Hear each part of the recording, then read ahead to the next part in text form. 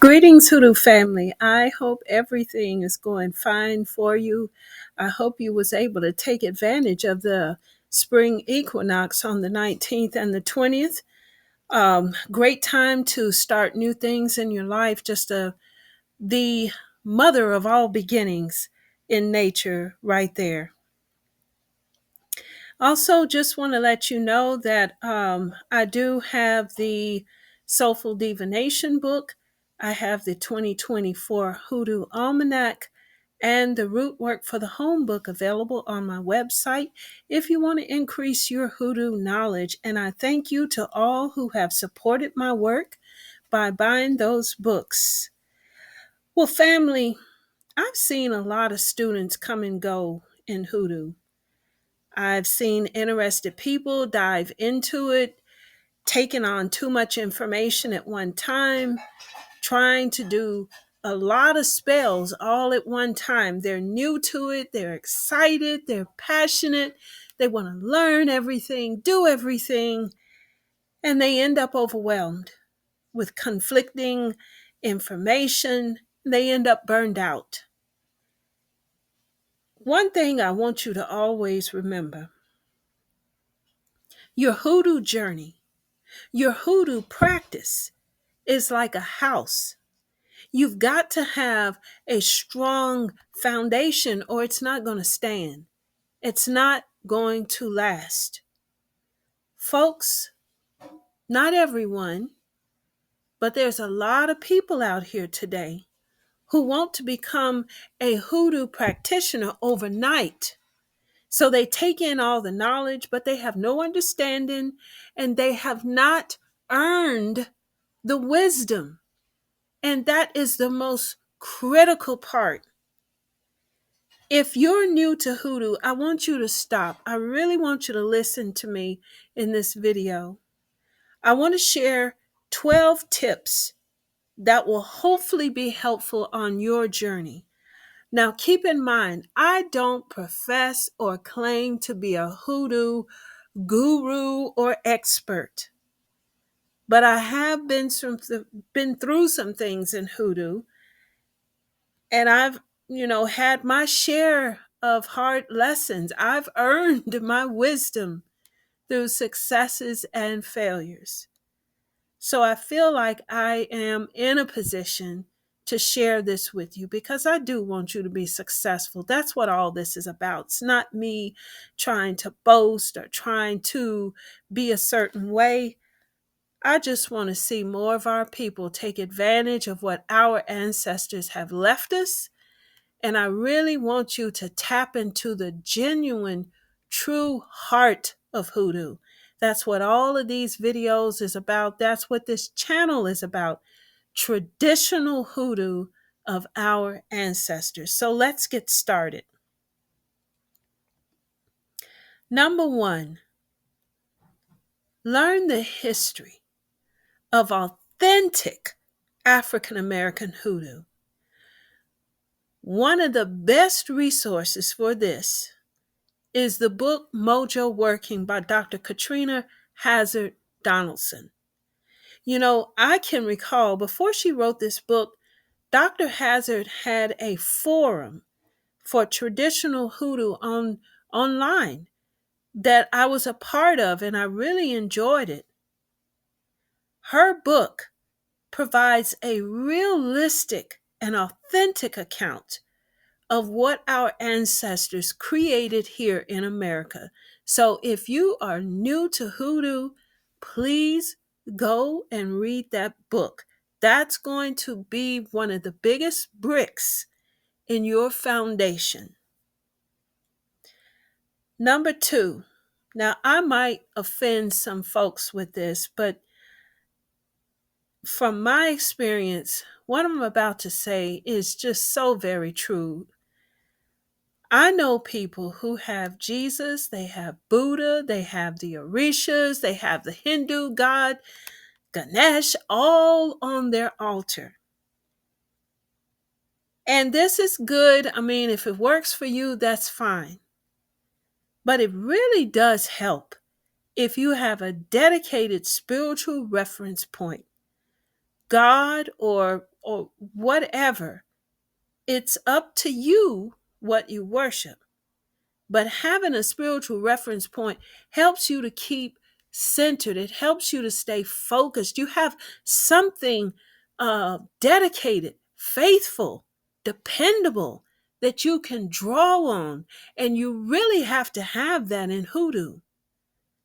The principles, the values, the disciplines of that higher power becomes your moral compass in your hoodoo work. And if you're all over the place, your compass is going to be all over the place. You're going to be lost, drifting from one to the other. Number 3, get to know your ancestors first and foremost. In my first lesson on hoodoo, one of the things I have my students do is pick 1 to 3 ancestors who you will call on in your hoodoo work. You've got to build a relationship with them before you can do anything. That is your first line of defense. That is your first source of help. Number 4, divination is something that you want to learn early on in your hoodoo journey. Don't wait, don't put it off, and don't half-ass do it. You need to learn how to get insight about people, about situations, about things. Divination is a spiritual eye that helps you see beyond the physical world. You get to see what is behind, what is in front of your physical eyes. You want to know what's going on before you take any kind of actions, before you do any kind of work in certain situations. Number 5, a lot of people start their hoodoo journey with knowledge and things that are really not our ancestors. They're not from our roots. They're other spiritual systems, other magic systems. And let me say, that's everyone's right. You have a right to do that. That is your personal choice. But if you're going to look at doing traditional hoodoo of our ancestors, build a foundation with traditional hoodoo of our ancestors first and grow from there, but at least start with your own roots. Number 6, start small. Don't rush. Go slow. Don't do all kinds of spells at once. People are so excited to get started in hoodoo when they're new that they're just going all in, all over the place. And these be the first ones to leave. And they move on to the next spiritual trend. Number 7, stick to nature-based hoodoo. Not all hoodoo out here today is nature-based. When it's mass-produced in some sort of manufacturing plant in China or any other place with chemicals, it's not nature-based. It has no spirit. In authentic hoodoo, we work with the spirit of things, and I really want you to remember this. Always ask yourself, what is the spirit of what I'm working with? Number 8, don't get in the trap of buying a bunch of stuff. Learn how to do it yourself. Make it yourself, or you're going to end up spending hundreds of dollars on oils and candles and all this kind of stuff that you could have made yourself. If you believe in yourself, if you believe in the power of your ancestors, your hands is just as powerful as anyone else's. Learn how to do it yourself. Go back through my videos. I have a lot of how-to videos and instructions on all types of works. Number 9, take your time learning one source at a time. Be careful not to have several different teachers reading several different books and videos. you'll end up confusing yourself because everybody does things differently. You're going to go to this one and ask them, is this one legit? You're going to go to that one and ask them, is what they're doing legit? And you're just going to be like a bouncing ball between all of these sources and never really getting to the root of things. You'll gain more wisdom if you take one path of learning at a time. Give yourself a chance to really grow and learn authentic African American hoodoo. Number 10, be yourself. Be creative. Put your spiritual expression in everything you do. And I really encourage people to do this. And I know other folks might call this art or arts and crafts. I don't really care about that. What you don't want to do is just follow a spell like you're following a cake recipe. Add spirit to the work. Like I said, people might laugh at this, but I'm going to tell you something. You have to put some spirit into what you're doing. And I want you to look at our ancestors here in America and especially in Africa.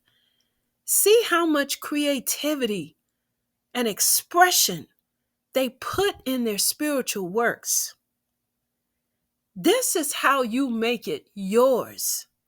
So I strongly encourage you to do this. Number 11, don't be so quick to tell people that you do hoodoo because not everyone is accepting of it. There's only a small portion of our society who even knows about hoodoo, let alone practice it. When you get mad at someone, when you get into your emotions, or maybe someone attacks you, one of the first things you might want to do or be compelled to do is, tell them, I know hoodoo, I can put a spell on you. Don't be so quick to boast that you do hoodoo because that can come back and bite you. People will blame you for any and every misfortune that goes on. Secrecy is the key, always. You will never know that I put a root on you. You'll never see it coming, and you'll never know that I'm the source. And that's how it should be. Number 12, and this is so important. Don't let no one use you. Don't let anyone in hoodoo circles run over you and make you feel that you're less than because you're new. Let me tell y'all something. Some of the strongest people in hoodoo I've seen is young folks and people who are new to hoodoo. I've witnessed with my own eyes by checking their work. Many have done the most powerful manifesting that I've ever seen, and they're new. But it goes to show many are born with hoodoo. It's already in your blood. You already have a spiritual calling. Don't let nobody steal your light just because you're new. Well, family, I'm going to stop here because I could go on all day and night. Because I really want you to be strong and successful in the hoodoo of our ancestors. Take your time. Build yourself a good foundation of your hoodoo journey, one brick at a time.